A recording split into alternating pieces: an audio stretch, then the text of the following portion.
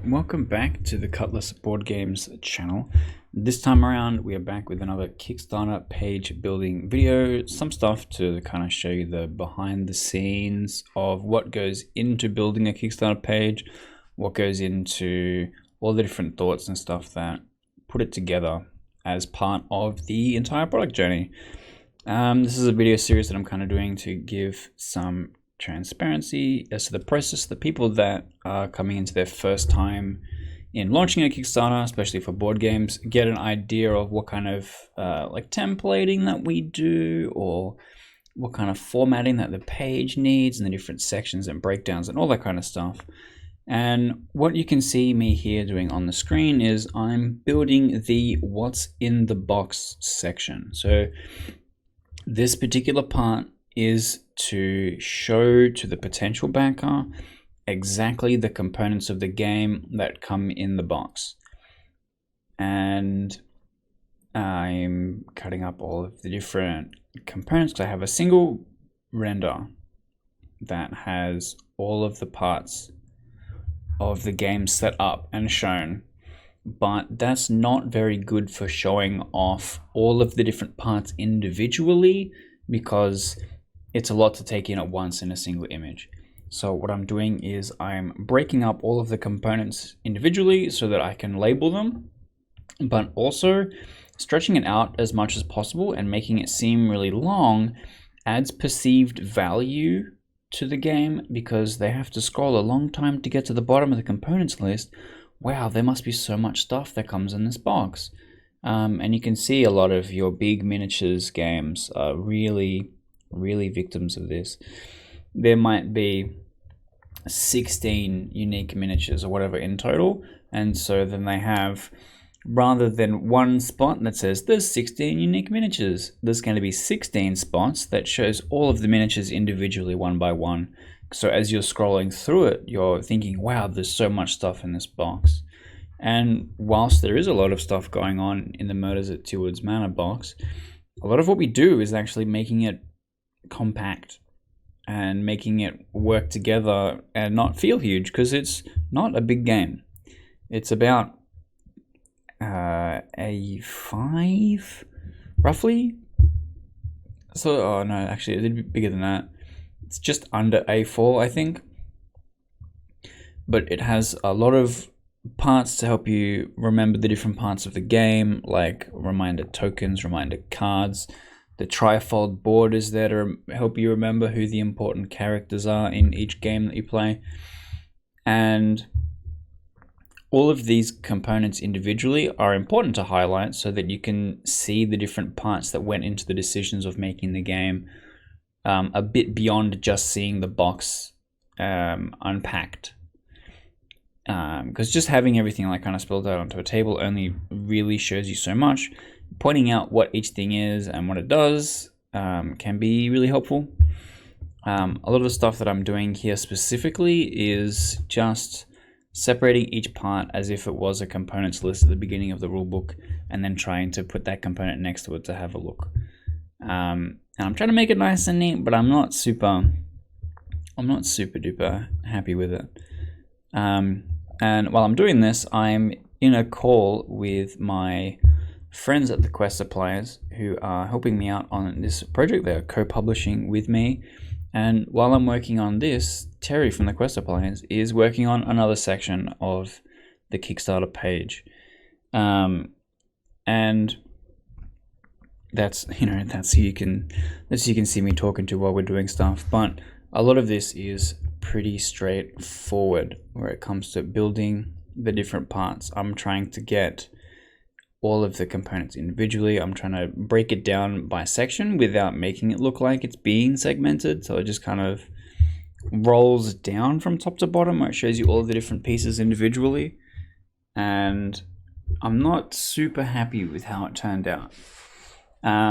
In this video with the footage you can see here, there's a whole bunch of different parts to it. And you can see kind of more obviously that in comparison, the tri-folding board is huge and the individual tokens are really small. And that's because it's like accurate size, but accurate size is not good at showing off what all of the different components are, when I want you to look at the clue tokens and go, yes, that's a clue token, it doesn't need to be 1/16 the size of the whole panel. So what we're probably going to end up doing is just using this as a guideline for how it's going to be formatted, and then go and take actual photos of the game components and then rebuilding it using those photos instead of these images that I'm cutting up and using now. I think that'll be a lot easier on the eyes and make it a bit easier to choose which parts are salient to it, so rather than it just looking like a big blob of text and you can't really see all the different components, you've got the component front and center, and then next to it is like a list description. So it reads a bit more like a bullet point list is kind of the idea. In some of my previous games, that's how we've done it. In Castles of Calera, it lists out all of the cards individually so you can see them and read the effects and see what's going on, because it is an 18 card game and there's 7 unique cards in the base game. So you could have each of the 7 different unique cards and it tells you how many there are in the box, and you get to read what the card does. And this is really helpful for like when you're playing Love Letter, the number of cards in the deck of which type is really important. So in the same way, in Castles, you like want to get an idea for how many of which card is in there, and it gives you an idea of some game balance or which cards are important and stuff like that, and helps you get an idea of what is going on. But in the same way, when you're dragging it out, so there's 7 different lines for an 18 card game, which is very small, it makes it seem bigger and it has a bit more of a perceived value. We're probably not going to go too hard with doing something similar here. I think just a list of just nice photos of all of the components and naming them so it's not like a diagram, it's a bit more like a recipe, will be good enough, and that's probably where it's going to end up. With this, I'm just using a lot of the assets that I have available. Like I've got all the different character token assets that I'm just loading in and then trying to make it fit with the different parts, or the components render that I've got. And you can see the kind of time and care that it comes into building some of these things. A lot of the stuff I'm just doing with the skills that I've collected from doing this for a while. I don't really have any professional skill set in this field. This is just me kind of doing my best. But what will probably end up happening later is that we'll use this as the guide for what the final finished thing will look like.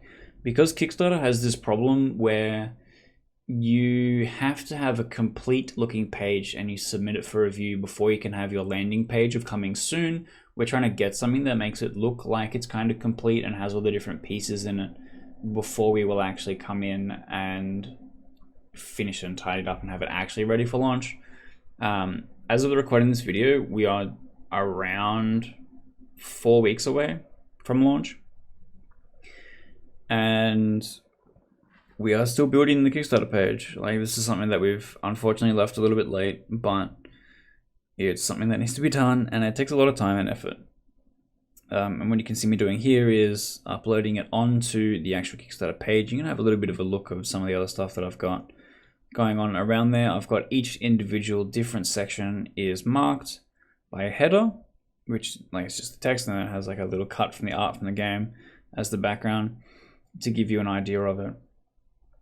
And then I realized I have to go back in and fix the problem because I've accidentally moved one of the pieces of text to behind an object. And so this is me just putting it back in. And it looks really nice with the game's background of the lounge room. But the big windows being so white makes it really difficult to read the text. And I had some of the other spots in it, and it's just a bit too busy and makes it difficult to actually see the tokens because I think they're all too small. So what I decided to do instead is try and use a different background. Here I've got this nice big marble pillar that I'm going to stretch out upwards to try and match the space that I need to fill, and then put all the other stuff on top of this. And it's kind of tough to get it fitting nicely in such a way that it's easy to see what's going on. Here I'm like trying to remove the background to make it look a bit neater, but it didn't really work out as intended instead I'm going to try and clone stamp and stretch it out that way, which I think sort of half worked. You can see like this looks kind of clean, right? And then I come and touch up some of it with the clone stamp and then come and put all the components on top. But I think even this is a bit overkill. It's probably better to just have the actual photography. Just get a nice light box set up and take some good photos of what's going on.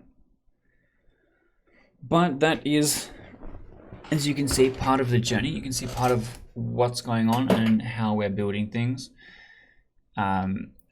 This is a better looking version of the background, where things are a bit more obvious and easy to read, because you've got the dark side on the right where the text can fit nicely, but all the different tokens and stuff can go on the left. But they're still too small, and I can't make them bigger without it getting super blurry and looking really bad.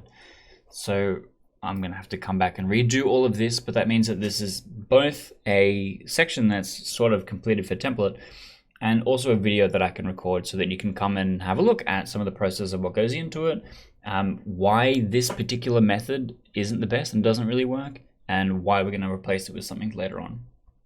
And obviously to see some of the work that goes into this. So if you are keen on this, Murders at Tealwoods Manor, the reverse murder mystery game, it's coming soon. And we'll have a link in the description for you to check out. So you can get on our mailing list and get notified when it does come out.